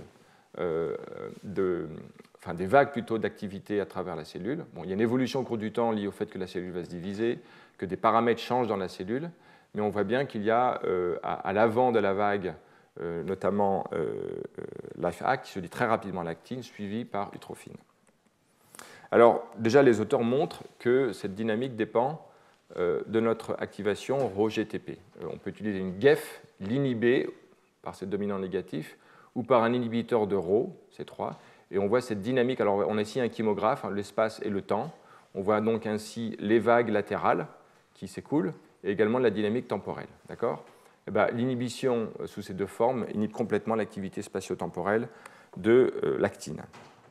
Inversement, lorsque l'on active constitutivement la RhoGEF en la surexprimant, qui est un paramètre très sensible quantitatif du système, on voit maintenant des instabilités beaucoup plus prononcées que dans le cas sauvage. Vous voyez l'importance de ces concentrations de myosine 2 par rapport, de l'actine par rapport au cas sauvage. Donc les auteurs vont souvent utiliser cette forme un peu qui sensibilise le système, qui augmente la période des oscillations ainsi que la concentration, l'amplitude de concentration d'actine et de myosine 2, comme nous allons le voir, par la surexpression de la GEF. Mais clairement, le système répond d'une façon très sensible à la concentration locale de Rho. Donc quand on regarde le réseau, d'accord, on retrouve le même réseau avec Rho-GTP et F-actine, et on peut voir au cours du temps, comme dans l'espace comme dans le temps, des instabilités spatiales et temporelles. On voit ici le chymographe, où on voit donc au cours du temps ces oscillations, dans l'espace des instabilités spatiales et les deux conjugués des vagues d'activation latérale. On peut voir ici donc en section, à travers ce diagramme, l'existence d'oscillation de l'activateur d'actine et de Rho-GTP. Donc les auteurs vont étudier les deux. À droite, vous voyez en fait les analyses d'évolution de la concentration de Rho, du taux de variation par rapport à la concentration de Rho, qui montrent une augmentation de l'un par rapport à l'autre, comme nous l'avons vu avant dans C-élégance, et qui est donc l'indicateur en fait, d'une rétroaction positive, donc un positive feedback. On voit également l'apparition d'une dépendance de la variation de l'actine en fonction de Rho. C'est-à-dire que Rho active l'actine. Alors je dis qu'il y a un délai parce qu'effectivement, comme nous allons le voir, F-actine joue un rôle inhibiteur dans le système, on le voit, et à mesure que la concentration d'actine augmente, le taux de variation de ρ diminue, donc on a bien un négatif feedback. Et le délai vient en fait de cet intermédiaire, c'est-à-dire que l'inhibition de ρ se fait par l'activation d'actine. Donc on a tous les éléments en fait d'un système excitable où on a un positif feedback, on a un délai et on a un feedback négatif qui dépend d'actine. Les données expérimentales montrent qu'en perturbant en fait la concentration d'actine, on modifie la dynamique du système. Ici, les auteurs apportent donc un inhibiteur d'actine et on voit ici l'augmentation très importante de la concentration. Alors c'est par une pipette qui est située ici et on voit à proximité de la pipette la concentration extrêmement importante de ρ en même temps que l'inhibition de l'actine. Donc ça paraît en vert. En faisant une expérience avec une concentration moindre d'inhibiteurs d'actine, on voit non pas une saturation de ρ et d'inhibition d'actine, mais on voit tout d'un coup l'apparition d'amplitudes de fluctuation plus importantes et de longueur d'onde modifiée. On voit ici le film, vous voyez ce qui se passe, et qui vient clairement de la partie exposée à la pipette. Donc là, une expérience qualitative, enfin qui montre très clairement l'effet inhibiteur de l'actine sur la dynamique de ρ, donc cet effet rétroactif qu'indiquaient les analyses corrélées de concentration et de taux de variation de l'un par rapport à l'autre que je vous ai montré dans l'image précédente. Donc on est bien dans un système où, de nouveau, alors dans trois systèmes différents, on a vu trois systèmes, donc si on l'a vu en trois systèmes, peut-être qu'on peut généraliser à tous les systèmes, dans lesquels ce réseau d'activation ρ-GDP, ρ-GTP est sujet à un feedback loop dont les mécanismes ne sont pas décrits, je tiens à le préciser, et un feedback négatif qui, dans le cas de Sédégance, dépend d'une gap, en tout cas du recrutement d'actine, de la polymérisation d'actine. Dans le cas que je viens de présenter, les auteurs ne décrivent pas encore les raisons de ce feedback. Alors il est fort à parier que les mécanismes moléculaires de ce feedback peuvent varier, ça peut être une gap, ça peut être d'autres molécules, mais le point important, c'est vraiment le comportement qualitatif et l'existence de ces deux feedbacks positifs et négatifs et l'existence d'un délai entre les deux, dont la concentration d'actine est en fait le médiateur. Alors, on a donc vu que des systèmes biochimiques excitables existent et qu'ils ont un impact, ils entraînent avec eux un réseau d'actomyosine, parce que ρ-GTP induit une modification de myosine 2 qui va avoir un effet sur le réseau d'actomyosine. Donc là, on est dans un cas où on a une espèce d'entraînement d'un réseau contractile par un oscillateur ρ-GTP qui dépend en fait simplement d'une amplification ou par le recrutement d'actine. Mais on n'a pas d'effet à proprement parler mécanique, vu que simplement on a une concentration d'actine qui joue sur la concentration locale d'un inhibiteur du système, à savoir la gap. Mais il y a des façons plus explicites de voir des feedbacks maintenant de nature proprement mécanique. Je mentionne les références et les indique en passant, comme cela, ceux qui sont intéressés peuvent creuser cela. Tout d'abord, il peut y avoir une modification de la cinétique d'échange de myosine 2 avec le filament d'actine en fonction de la tension. Un certain nombre d'études l'indiquent, que j'ai mentionné là. Il peut y avoir également un effet de la tension dans le réseau sur l'assemblage et le désassemblage des filaments d'actine. On peut aussi avoir un effet de la tension sur l'activation de myosine 2. Théoriquement, il n'y a pas de référence que j'ai trouvée ici, mais il conviendra d'être attentif à cette possibilité. Et enfin, un cas plus développé dans lequel il y a une advection des régulateurs du système, c'est-à-dire ces molécules représentées ici, ρ, etc., par l'écoulement du réseau d'actomyosine que nous avons bien vu précédemment. Et je cite déjà les articles dont on a parlé, ce papier théorique, ce papier expérimental et théorique, et un article que je vais maintenant décrire rapidement, qui vient de notre équipe, qui montre chez la drosophile, alors le même oscillateur, ρ-GTP, myosine 2, actine, on peut voir ici le type de dynamique de ces cellules épithéliales, et vous voyez par exemple ici l'évolution temporelle de la concentration de myosine 2, on voit ici l'apparition d'un agrégat qui est temporaire, qui disparaît après.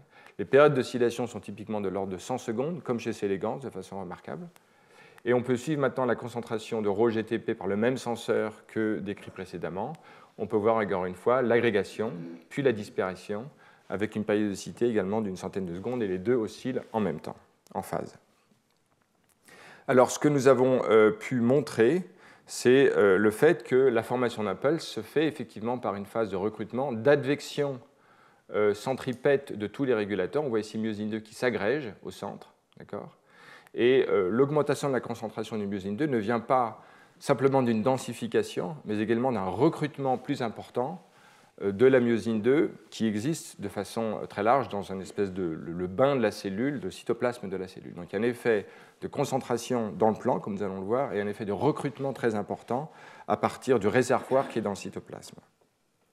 Et donc, les études d'écoulement, enfin de vitesse de distribution de l'actine et de myosine 2, et de tous les autres composants du système, positifs comme ROCK, la kinase, négatives comme la phosphatase, l'actine, etc., les corrélations dans les vecteurs d'écoulement de toutes ces molécules montrent une très très forte corrélation positive qui est en fait l'indicateur du fait qu'il y a une advection de tous ces composants de tout le réseau, qu'on en a vu, avec les filaments d'actine sous l'action du moteur myosine 2.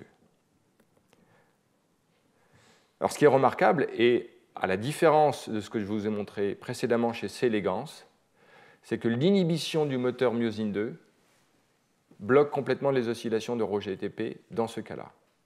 Donc, on n'est pas dans un cas où on a un oscillateur constitutif qui entraîne une dynamique du myosine 2. On a plutôt un cas où en fait, les oscillations de Rho GTP sont entraînées par rétroaction par l'action du moteur myosine 2. Et typiquement, en raison de la coadvection de tous les composants dans le système, nous pensons par l'advection des régulateurs. On peut voir donc de façon plus fine. Donc voilà finalement cette boucle de rétroaction.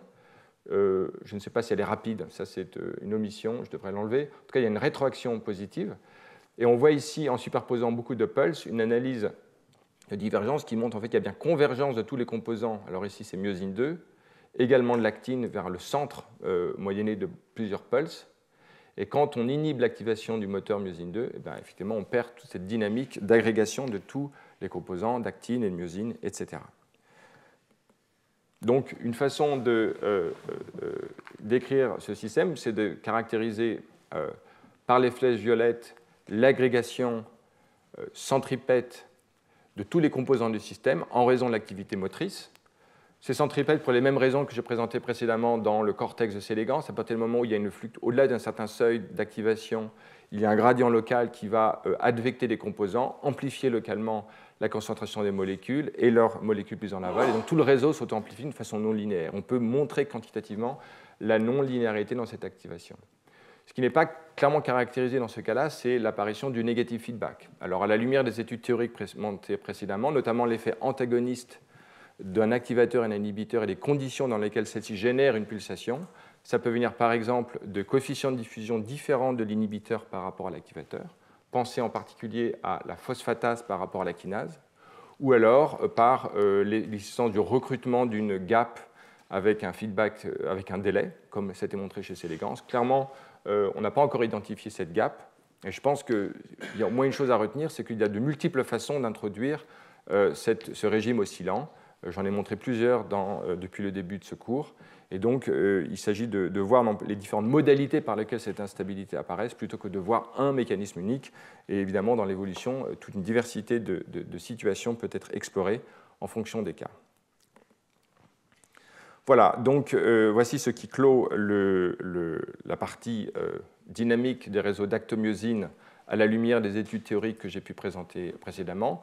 Vous avez donc en tête au moins un schéma central que je résumerai tout à l'heure, mais également, c'est-à-dire d'interaction avec des rétroactions positives et négatives et des délais possibles, que les mécanismes par lesquels cela est réalisé sont divers et qu'on commence maintenant à voir se formuler, à la lumière des données expérimentales et des études théoriques, un schéma général que j'ai résumé ici.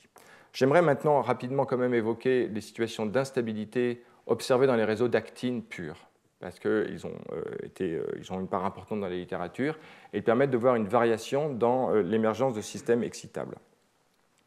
Alors, c'est une étude qui, à l'origine, expérimentalement, a été caractérisée par Orion Weiner, donc à UCSF, et qui montre que sur la partie très basale de cellules en contact avec le substrat, et en faisant de l'imagerie de TIRF, on peut voir ici un composant du complexe WAVE, où on voit M1 et on voit en fait ici cette molécule qui a une dynamique très intéressante. Vous voyez ici avec en code de couleur différents temps et on voit donc que la molécule forme comme des arcs qui en fait se propagent telle une onde sur la base des cellules.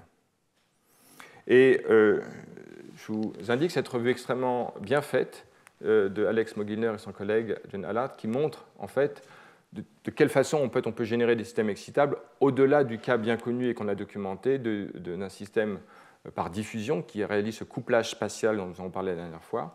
Le couplage spatial potentiellement peut aussi être réalisé par des stress mécaniques en fait, qui permettent de coupler spatialement dans la cellule.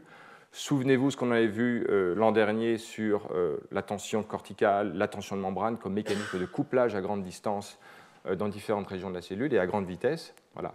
Donc on peut élargir en fait le modèle de trigger waves en pensant comme modalité de couplage spatial, pas simplement la diffusion, mais également des contraintes. Et je voudrais rapidement vous citer des études qui montrent la pertinence de ces deux façons de voir les choses. Alors dans le cas de l'étude de Weiner, les auteurs montrent très clairement que la molécule a un temps de recyclage très rapide à la membrane. En faisant du frappe, la molécule revient très vite. Et si là, en revanche, on dépolymérise l'actine avec l'intractine A, le retour est complètement bloqué. Donc en fait,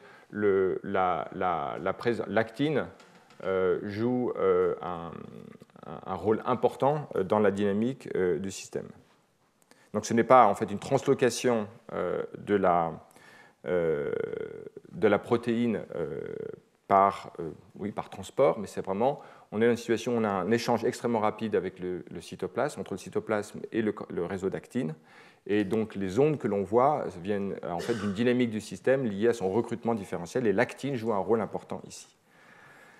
Alors on peut voir une caractéristique très évidente d'un système excitable, c'est le fait que quand deux ondes rentrent en collision l'une de l'autre, en raison de l'existence d'une période réfractaire, vous vous souvenez la dernière fois, le fait que l'inhibiteur est présent et qu'il faut un certain temps pour le faire disparaître, deux ondes vont s'annihiler l'une de l'autre. On le voit très clairement dans cette image, et le film à droite, où on a une onde qui va vers la droite, l'autre qui va vers la gauche, et rentre en collision, en fait, elles s'annulent. Donc ça, c'est une caractéristique très visible d'un système excitable. Et les auteurs maintenant poursuivent l'analyse de l'effet inhibiteur de l'actine, en particulier la déstabilisation des filaments d'actine dans ce film clairement augmente la concentration locale de HEM1, qui sature en fait, qui ne disparaît pas, et la disparition des ondes. Et inversement, en stabilisant les filaments d'actine, la dynamique est également perdue, mais on a une baisse de la concentration de HEM1 par rapport au cas sauvage. On a ici les quantifications, inhibition de l'actine, baisse de la vitesse de propagation et saturation du système. Donc on a véritablement dans une configuration où les molécules du complexe arbre de 3, du complexe wave en fait diffusent, d'accord, et leur dynamique de recrutement dépend en fait d'un effet du réseau d'actine avec un effet inhibiteur du filament d'actine. Alors, dans ce système excitable, on voit une propriété intéressante, c'est que lorsque l'on apporte un obstacle à la migration d'une cellule, ces cellules en fait ont cette espèce d'onde ou de vague plus exactement d'activation de la polymérisation d'actine extrêmement dynamique. Lorsqu'une cellule rencontre un obstacle, eh bien, il va y avoir en fait une disparition très rapide et locale de la polymérisation d'actine au profit d'une autre partie de la cellule où la cellule va continuer à migrer. Donc on peut voir ici que cette stratégie de trigger wave pour la polymérisation d'actine est très adaptative au sens où elle répond en fait à des paramètres de l'environnement et on peut le voir physiologiquement permet à une cellule de se frayer un chemin par rapport aux obstacles par rapport, donc voilà une structure auto-organisée, donc adaptative, qu'on peut contraster avec ce que serait en fait un modèle extrêmement déterministe venant d'une molécule extérieure qui, s'il n'agissait pas par auto-organisation, en fait, serait sans doute moins adaptative. Voilà, quelque chose que on peut en tout cas suggérer à partir de ce type de comportement. Donc, une autre étude, et la dernière sur ce sujet, montre dans un autre type de cellule une phénoménologie très semblable. Je vais aller plus rapidement, mais on voit en fait en périphérie d'une cellule étalée une dynamique de la bordure de la cellule par rapport à l'actine et une anticorrélation de l'un par rapport à l'autre. Donc ici, on a des corrélations temporelles, ici des corrélations spatiales. Il importe de voir que temporellement comme spatialement, la cross-corrélation de l'actine par rapport à la vitesse dynamique de la bordure de la cellule sont anticorrélées. On voit ici les chymographes qui montrent ces dynamiques, donc les données expérimentales à partir de lesquelles ces quantifications sont faites. Et les auteurs maintenant décrivent un modèle qui est tout à fait conforme à ce qu'on a vu. On a l'activateur de la polymérisation d'actine qui joue un effet rétroactif avec un délai sur l'activation d'actine. Alors en fait, dans ce modèle, les auteurs décrivent l'activateur de la polymérisation, A, qui donc modifie la concentration des extrémités barbées des filaments d'actine, B, d'accord, et les filaments d'actine qui dépendent de la concentration des extrémités barbées d'actine. Et dans ce modèle, on peut voir ici un effet non linéaire autocatalytique nécessaire à un système excitable, donc qui représente en fait cette boucle ici, où le taux de variation de A dépend du carré de la concentration de A, et puis cette description de l'effet rétroactif négatif des filaments d'actine, où au-delà d'une concentration seuil de filaments d'actine, on va avoir une inhibition de la variation de l'activateur. Et donc, les auteurs font un certain nombre de simulations qui qualitativement reproduisent bien la phénoménologie observée expérimentalement, et puis notamment l'étude de cross-corrélation qui montre en fait une dynamique semblable. Donc voilà encore une dernière étude qui formellement s'apparente beaucoup à ce que l'on a pu voir précédemment, mais dans un cas très simple où on a simplement polymérisation d'actine et on n'a pas des vagues de propagation d'actomyosine, mais simplement de polymérisation d'actine, dans un contexte qui n'est pas celui de la régulation de la contractilité cellulaire, et dont vous savez bien qu'elle joue un rôle important dans la morphogénèse, mais plutôt de polymérisation d'actine, qui, comme vous le savez aussi, joue un rôle très important dans la motilité cellulaire, autre stratégie utilisée par les cellules au cours des processus morphogénétiques. Voilà, motilité cellulaire, contraction cellulaire, deux modalités dans lesquelles on voit s'auto-organiser des dynamiques spatiales, temporelles et spatio-temporelles dans lesquelles on retrouve ce même réseau. Alors voilà qui reposait encore une fois sur un couplage spatial dépendant de la diffusion de régulateurs d'actine. Je vous disais, en référence à la revue de Alex Mogilner, la possibilité d'un couplage spatial mécanique. Alors, les données expérimentales, il n'y en a pas beaucoup, pour être tout à fait honnête. Il y a néanmoins une étude in vitro qui montre, en tout cas, la faisabilité, la plausibilité de ce scénario.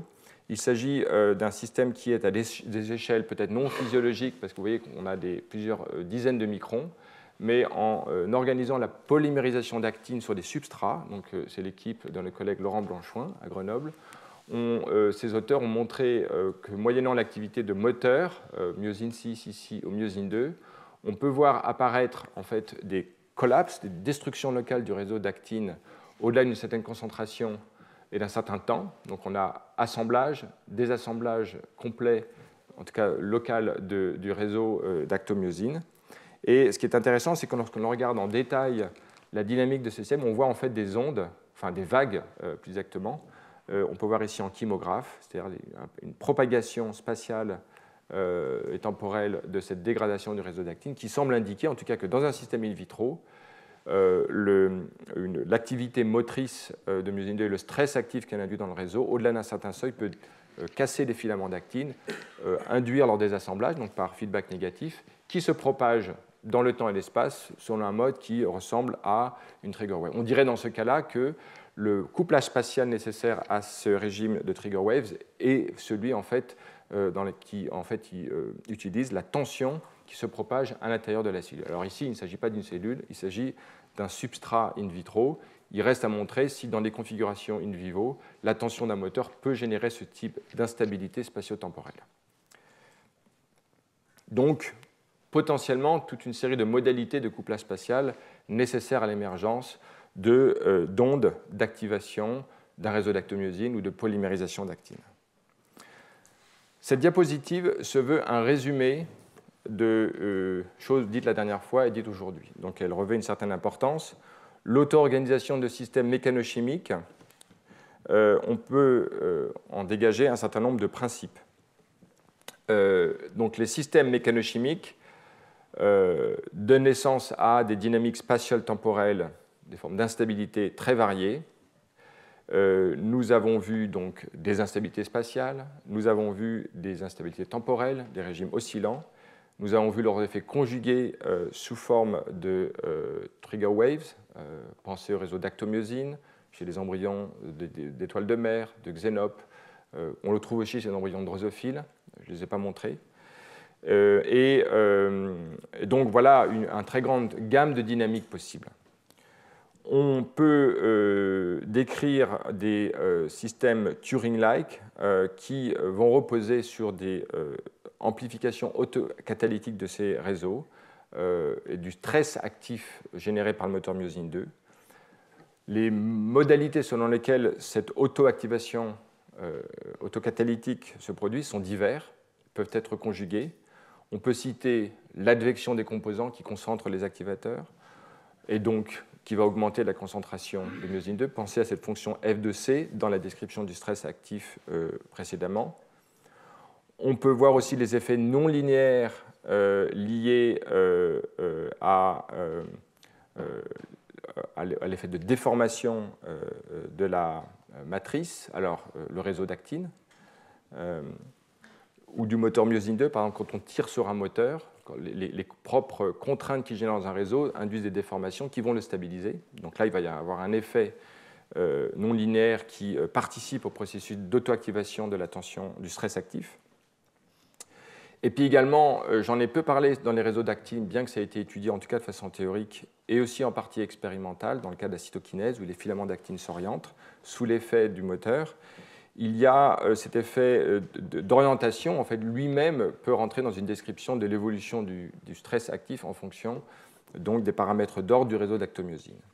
Et j'ai ajouté ECM, matrice extracellulaire, pour ceux qui étaient là au cours précédent ou qui l'ont vu ou qui vont le voir. J'ai décrit la dernière fois, à une échelle complètement différente, donc là de plusieurs centaines de microns, comment des cellules s'agrégeaient en gros agrégats, et combien les études théoriques avaient identifié, pour rendre compte de ce phénomène autocatalytique, d'un effet de guidage, strain guidance, tel que décrit en anglais, par lequel en fait, les tractions exercées par la cellule sur la matrice viscoélastique sur laquelle elle se situait orientent la matrice qui joue un effet d'amplification de l'agrégation, un effet antidiffusif agrégatif. Finalement, on voit à une autre échelle le même type de phénomène que celui que jouerait l'orientation des filaments d'actine par l'action du moteur, mais à des échelles complètement différentes. Donc c'est intéressant de voir que les études théoriques peuvent décrire à des échelles différentes le même type de phénomène, à savoir un effet autocatalytique par déformation de la matrice, que ce soit le réseau d'actine ou le gel, non pas d'actine, mais le gel de la matrice extracellulaire, très complexe. Voilà. Ça, c'est pour l'effet autocatalytique, qui est nécessaire à l'émergence de ce type d'instabilité Turing-like. Et également l'effet à grande portée et inhibiteur dans ces réseaux, qui peuvent prendre la forme, qui peut dépendre de l'élasticité du réseau, comme on l'a vu, des frictions dans les modèles d'écoulement, également de la diffusion, et bien sûr de leur effet conjugué, à des échelles de temps qui varieront. Donc on voit ici encore une fois la grande diversité par lesquelles en fait, les cellules peuvent utiliser des activations rétroactives positives et des inhibitions à longue distance pour générer ce type d'instabilité spatiale. Pour ce qui concerne les systèmes excitables biochimiques, on voit encore une fois cet effet autocatalytique et la nécessité que la rétroaction négative soit avec un délai. En plus de cela, il faut un couplage spatial pour qu'apparaissent des ondes d'activation. Alors, par exemple, sous la forme de la diffusion d'une molécule, on en a vu différents exemples. Et donc, il conviendra dans les études d'analyser typiquement la diffusion des espèces impliquées dans l'activation, ROGTP, ses propres régulateurs. Pour l'instant, il n'y a pas beaucoup de données expérimentales sur ces paramètres de diffusion. Et puis, dans les systèmes mécaniques, le couplage spatial peut être de nature purement mécanique, potentiellement. On peut voir ici la possibilité de propager à très grande distance, potentiellement, s'il n'y a pas de friction en particulier, et donc de permettre dans ce cas-là une propagation, un couplage d'activation des cellules. Et vous verrez à la fin du cours prochain, qui aura tout autre sujet, revenir ce genre de considération. D'accord ? Et évidemment les couplages mécanochimiques qui sont extrêmement importants, nous l'avons vu abondamment aujourd'hui, et dans lesquels les paramètres d'advection du système ainsi que de turnover des régulateurs du stress actif jouent un rôle très important. Et finalement, si l'on veut voir d'une façon un peu unifiée l'ensemble de ces dynamiques, on voit apparaître deux notions très importantes qui il y a des longueurs caractéristiques, des temps caractéristiques qui dépendent de tous les processus considérés, Les temps caractéristiques peuvent être ceux du turnover, peuvent être ceux de la diffusion, ceux de l'advection de ces différents systèmes, et leur effet conjugué introduit des temps caractéristiques qui vont jouer un rôle important, par exemple pour expliquer l'émergence ou non d'un feedback négatif avec délai, et donc les types de dynamique spatiale. Et on voit donc apparaître ici qu'au cours de l'évolution, comme on le sait bien, les systèmes explorent les différents paramètres de contrôle. Et les paramètres de contrôle vont être tous ceux qui vont jouer sur ces longueurs et ces temps caractéristiques, qu'ils soient de nature chimique, de nature mécanique ou d'effets conjugués. Et donc finalement, on peut voir par ces approches théoriques, c'est pour ça que j'ai choisi de m'arrêter un peu dessus, à la lumière des données expérimentales et des études théoriques, on voit apparaître d'ailleurs une diversité de phénoménologie, une diversité de systèmes, des paramètres de contrôle finalement en nombre plus limité, qui permettent donc d'introduire dans les systèmes toute une gamme de comportements d'oscillations spatiales et temporelles ou spatio-temporelles.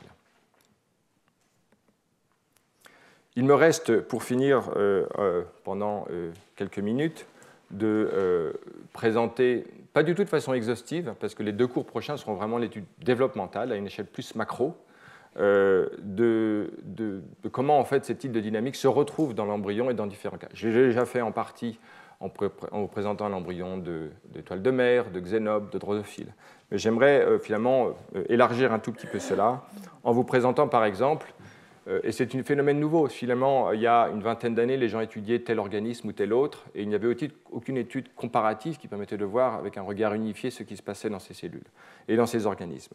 Aujourd'hui, on peut regarder la dynamique d'un embryon précoce de Cénobderabditis elegans, ici, ou de drosophile, même si les échelles de temps et d'espace sont radicalement différentes. Ici, on a 50 microns, ici, on a 500 microns. Ici, on a quelques minutes, alors qu'ici, on a quelques dizaines de minutes. Donc, il y a, en échelle de temps et d'espace, un ordre de grandeur au moins différent qui les caractérise.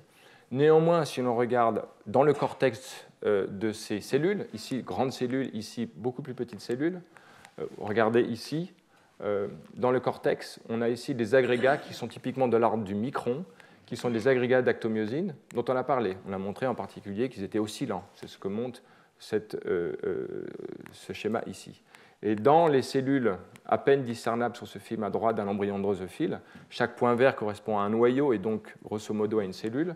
Chaque cellule fait typiquement de l'ordre de quelques microns de largeur et il y a des agrégats d'actomyosine qui également ont une taille caractéristique de l'ordre du micron. Les oscillations dans ces 2 systèmes sont aussi du même ordre de grandeur, à peu près une centaine de secondes. Donc on voit dans des systèmes différents une dynamique de comportement très similaire. Et d'ailleurs, lorsque j'ai parlé des dynamiques spatio-temporelles de nature mécanochimique des réseaux d'actomyosine, j'ai utilisé des exemples qui empruntaient au développement de C. elegans et de la drosophile. Alors plus précisément, et encore une fois, les 2 cours prochains auront l'occasion d'approfondir l'effet macroscopique de ces comportements cellulaires, ou plutôt comment on relie un comportement cellulaire tel que dicté par ces phénomènes auto-organisés d'actomyosine et la dynamique macroscopique à l'échelle du tissu. Voilà. On peut voir néanmoins que dans l'embryon drosophile, si l'on regarde la partie latérale en rouge, mon pointeur ne marche plus, donc suivez ce que je dis, en rouge dans la partie latérale, on a un comportement d'écoulement. C'est un tissu qui va s'allonger à peu près d'un facteur 2 en quelques dizaines de minutes. Alors que le tissu en bleu dans la partie ventrale et postérieure, c'est un tissu qui va s'invaginer, il va y avoir une courbure qui va apparaître. On peut voir dans ces cellules-là le même type de comportement d'un réseau d'actomyosine pulsatile, que vous voyez ici dans ce film que je démarre maintenant. En vert, vous voyez myosine 2, qui apparaît, disparaît. Il y a des pulsations qui sont présentes dans toutes ces cellules, sauf dans la partie dorsale. Donc encore une fois, on peut voir quels paramètres de contrôle permettent de régionaliser le comportement pulsatile, la période étant néanmoins la même, et on verra dans les cours prochains comment ces comportements unifiés au niveau cellulaire donnent naissance à des comportements macroscopiques radicalement différents. Invagination dans un cas, écoulement dans un autre. Mais je voulais au moins mettre en contexte développemental ce que j'ai vu, ce que je vous ai présenté précédemment. Donc, vous voyez les cours du 11 et du 18 décembre. Alors, ça c'est le cas de l'embryon précoce de drosophile, mais on peut regarder d'autres systèmes cellulaires drosophiles, et à vrai dire, maintenant, chez quasiment tous les organismes où les gens maintenant ont utilisé les méthodes de microscopie plus avancées pour regarder avec une cadence temporelle et une résolution spatiale suffisante, on voit des comportements dynamiques d'actomyosine pulsatiles. Ici, il s'agit d'un épithélium dans lequel la pulsation ne va pas être apicale mais basale. et qui va participer à un phénomène de rotation collective de tout l'épithélium autour, sur la base d'une matrice extracellulaire représentée ici en vert. Donc les périodes ne sont pas les mêmes, les mécanismes sont même différents. Il ne s'agit pas de simplement rokinase, comme je l'ai présenté précédemment, mais de dynamique calcique représentée ici, qui peuvent aussi, comme vous le savez, activer myosine 2. Je voudrais aussi poursuivre par la présentation de l'embryon précoce de souris. J'en avais parlé l'an dernier dans les cours sur la tension corticale et le lien avec l'adhésion, pour montrer que lors du phénomène de compaction dans l'embryon de souris, il y a une modification non pas tant de l'adhésion entre cellules, mais de la tension corticale, qui est abaissée aux interfaces entre les cellules et accrue dans la partie libre de ces cellules. Et lorsque l'on regarde ces cellules, on peut voir, le film va le montrer, en fait, une dynamique de densité d'actine qui peut s'analyser au cours du temps, avec une amplitude qui dépend de l'activité du moteur myosine 2. Ici, les auteurs utilisent un inhibiteur, le babystatine de myosine 2, qui modifie l'amplitude de ces fluctuations de vitesse de ce cortex. Alors, lorsque l'on extrait ces cellules de leur embryon natif, donc dans une configuration pas tout à fait physiologique, on voit néanmoins un phénomène très intéressant où ces cellules, au cours du temps, modifient à la fois leur courbure. Donc on a aussi une étude au cours du temps, d'accord. Il s'agit ici de la courbure de l'embryon, enfin de la cellule, pardon, et ici une évolution de la densité d'actine. On voit très clairement apparaître une dynamique spatiale, une dynamique temporelle, avec des écoulements, trigger wave. Les mécanismes ne sont pas connus, mais il y a fort à parier qu'il y a quelque chose qui a à voir avec tout ce dont je vous ai parlé précédemment aujourd'hui. Et j'aimerais finir par cette étude particulièrement intéressante dans un épithélium qui n'a une configuration différente. Il s'agit d'un tube épithélial dans le système respiratoire de la drosophile qu'on appelle les trachées. Il y a une lumière au centre entourée par un tube épithélial. On peut voir ici les contours des cellules. D'accord ? Cette lumière, en fait, correspond à la zone d'échange avec l'air qui rentre par ce réseau tubulaire à l'intérieur de l'organisme. Et vous voyez ici représenté schématiquement ce qui est montré à partir d'un marquage d'actine. Le long de ce tube, vous voyez une espèce d'organisation périodique de la densité des filaments d'actine, qui peut se représenter par en fait, la brisure d'une continuité initiale avec l'apparition de discontinuités, comme des zébrures le long de ces réseaux. Et les auteurs montrent, par une étude expérimentale et théorique, que ces instabilités peuvent s'expliquer vraiment selon le type de schéma théorique que l'on a vu précédemment, et en particulier un gel actif qui a un écoulement visqueux, et avec l'introduction aussi du turnover des composants. Donc ici, on regarde l'actine, d'accord, et myosine qui est en excès va s'équilibrer avec l'actine. C'est ce que les auteurs proposent. On retrouve ici comment l'évolution temporelle de la concentration d'actine dépend d'un terme de diffusion, d'un terme d'advection et d'un turnover, avec un temps caractéristique tau. On retrouve également l'existence d'une friction avec ce coefficient non plus gamma comme avant, mais zeta. Voilà. Et puis la description du stress actif, du stress des contraintes totales, qui avec une composante active, écrit différemment par rapport aux autres études, mais ça revient au même, et puis une contrainte visqueuse dans le réseau. Et le point important est que la contractilité liée au moteur, la contractilité dans ce réseau qui dépend en fait de myosine 2, qui joue un rôle très important, et qui est lié à l'actine, doit contrecarrer à la fois l'effet de la diffusion et la résistance liée à la friction dans ce réseau. Et les auteurs identifient donc une valeur critique où apparaît en particulier donc ce terme de diffusion et de friction dans le réseau qui joue un rôle donc très important. Et ici, les composantes de la diffusion et du turnover qui jouent aussi un rôle important au sens où si jamais le turnover est très important, ou plutôt ici on peut voir s'il est très faible, il va falloir une tension active, enfin un stress actif beaucoup plus important pour arriver à créer cette instabilité. Et les auteurs dérivent en fait la longueur caractéristique de ces instabilités en une dimension, où on retrouve l'effet antagoniste de la diffusion et de la friction. Et en particulier, les auteurs font une prédiction, c'est que si l'on modifiait le terme de friction, on modifierait la longueur d'onde. Donc c'est précisément ce que les auteurs font dans un second temps. Donc ils vont jouer sur des paramètres biologiques censés moduler ce terme de friction. Friction entre le réseau d'actine et puis la partie corticale de la cellule. Alors, ils considèrent deux paramètres qui vraisemblablement peuvent jouer sur ce terme de friction. Le premier, c'est finalement l'intégrité des jonctions, dont on a vu l'an dernier, qui est composante cadérine, les caténines et le couplage avec l'actine.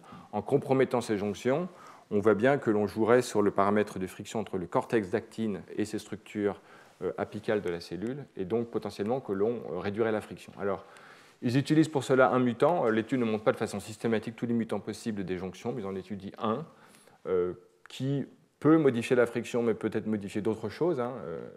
Mais néanmoins, on voit très clairement une modification de la longueur caractéristique de ces... Alors ça, c'est le schéma, donc c'est très très bien représenté. On peut voir ici néanmoins l'évolution du pattern. J'essaie de retrouver les longueurs caractéristiques analysées. Oui, voilà, ici. Donc on voit ici en fait l'espacement entre les anneaux d'actine dans la partie sauvage qui est plus augmenté en vert dans ce mutant pour SARC42. Et un cas finalement extrême où les auteurs maintenant utilisent un mutant de chitine synthase qui est un composant en fait de la matrice extracellulaire chitineuse dans la lumière de cet épithélium. Et en affectant les couplages avec cette matrice qui serait donc dans cette partie apicale, de l'autre côté de la membrane, on s'attendrait à ce qu'il y ait aussi une friction plus faible. Et de fait, là, maintenant, le phénomène est encore plus dramatique. Au lieu d'avoir une zébrure très caractéristique, il y a même un collapse de tous les éléments d'actine dans des régions caractéristiques. Donc, semblant indiquer que, donc là, on avait cette modification significative mais subtile lorsque l'on compromettait un peu, sans doute, la friction, et là, un effet beaucoup plus dramatique dans ce cas-là. Donc voilà une étude expérimentale qui semble aller dans le sens d'un effet de la friction dans l'organisation de structures périodiques d'actine dans ce tube, dans la lumière dans ce tube épithélial. Voilà, donc on peut se poser la question de savoir à quoi servent toutes ces dynamiques spatio-temporelles. Souvent, ça fait à peu près une bonne dizaine d'années que ces dynamiques ont été observées in vivo, d'abord chez quelques organismes, puis maintenant de façon très ubiquitaire. Je propose quelques lignes de réflexion pour ceux que cela intéresserait, sur que peut être le rôle de ces instabilités spatiales et temporelles. Certainement, ils révèlent la caractéristique hors équilibre des systèmes biologiques.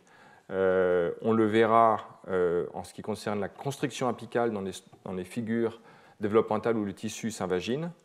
On le verra également lors des écoulements de tissu par des processus dits d'intercalation.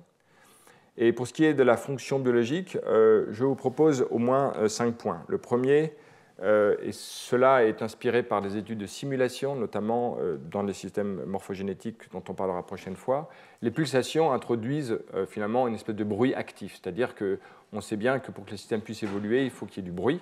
Et dans les simulations, notamment dans les systèmes décrits à l'équilibre, où on a une énergie qui décrit l'énergie des interfaces entre cellules, pour faire évoluer ces systèmes, par exemple de l'intercalation, il faut introduire un bruit.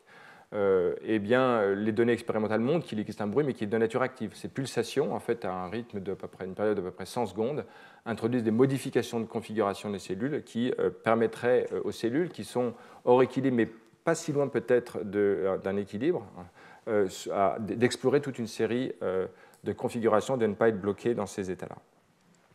Le deuxième élément, c'est c'est une réflexion sur les caractéristiques plutôt viscoélastiques de ces réseaux. Quand on a des déformations périodiques introduites par des pulses, on a un temps caractéristique de l'ordre de quelques dizaines de secondes pour des pulses dans les embryons tels qu'étudiés chez la drosophile par exemple. Et en même temps, ces réseaux ont des temps caractéristiques de dissipation. Il y a une étude à laquelle je ferai référence dans 2 cours qui montre en fait, que ces valeurs relatives de déformation et temps caractéristiques de dissipation permettent de dicter le régime de réversibilité ou d'irréversibilité des déformations. Donc on peut imaginer en fait qu'en jouant sur ces régimes de déformation pulsatile, il y a moyen en fait de réguler les caractéristiques réversibles ou irréversibles des déformations développementales. Le troisième point est que ces régimes pulsatiles, et notamment le fait que et certaines études montraient que naturellement on obtient un antiphasage entre des cellules voisines qui ne pulsaient pas en même temps, permettent à un tissu, notamment je pense à l'amniocéreuse dans la drosophile, la partie dorsale de l'épithélium, mais également dans l'embryon de drosophile précoce, sauf considération particulière, les pulsations ne sont pas synchrones. Et donc on peut voir ici le moyen de permettre une dynamique collective par une espèce de fluidisation du système, parce que les cellules ne sont pas synchrones. S'il y a un mécanisme qui permet de synchroniser les dynamiques, et nous verrons que c'est possible, et nous le verrons en particulier la prochaine fois, à ce moment-là, on entre dans un régime différent qui est de tension élastique qui en fait s'accumule dans le système et qui a des conséquences différentes sur la dynamique, notamment d'invagination. Le quatrième point, c'est toutes ces dynamiques maintenant, pas tellement pulsatiles, mais de trigger waves, donc de propagation spatiale de l'activité contractile d'un réseau d'actomyosine ou de polymérisation d'actine dans les cellules qui sont en migration, mais en tout cas dans un réseau contractile, permettrait potentiellement en fait, à une propagation spatiale à grande distance et donc un mode de communication à grande distance. Et nous verrons la prochaine fois un cas possible où ce genre de choses joue un rôle important. Et le dernier point, je l'ai mentionné lorsque je parlais de la migration cellulaire, finalement dans un système auto-organisé avec des ondes progressives d'activation d'actine ou d'actomyosine, on voit bien que ce système est potentiellement adaptable à l'environnement, en ce sens qu'il peut très rapidement permettre à la cellule d'explorer, de concentrer son activité dans une partie libre, alors qu'elle pourrait rapidement se désassembler dans une autre zone. Donc un système beaucoup plus adaptable, sans doute, à l'environnement, et c'est pour cela, sans doute, qu'on peut imaginer que ces stratégies auto-organisées sont au cœur du fonctionnement des cellules. Voilà.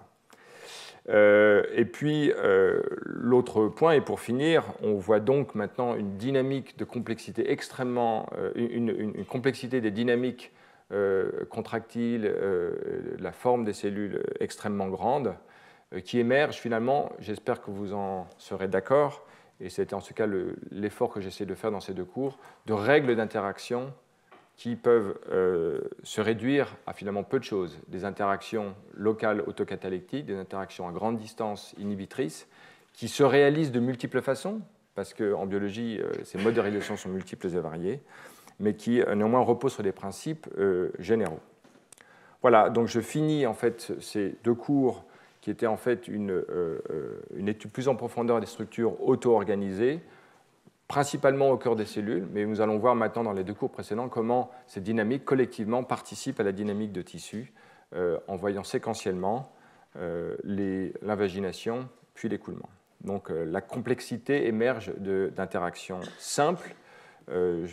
Pour des raisons visuelles, je montrais cette termitière. Maintenant, je pense que vous aurez une idée claire au cours de la dynamique cellulaire. Donc, dans une semaine, nous verrons des choses aussi variées que les circonvolutions du cortex, modification de la courbure des organes, d'une façon statique et dynamique, en ayant toujours en trame de fond les aspects de contrôle, de programme et d'auto-organisation des dynamiques, mais à une échelle plus large. Je vous remercie.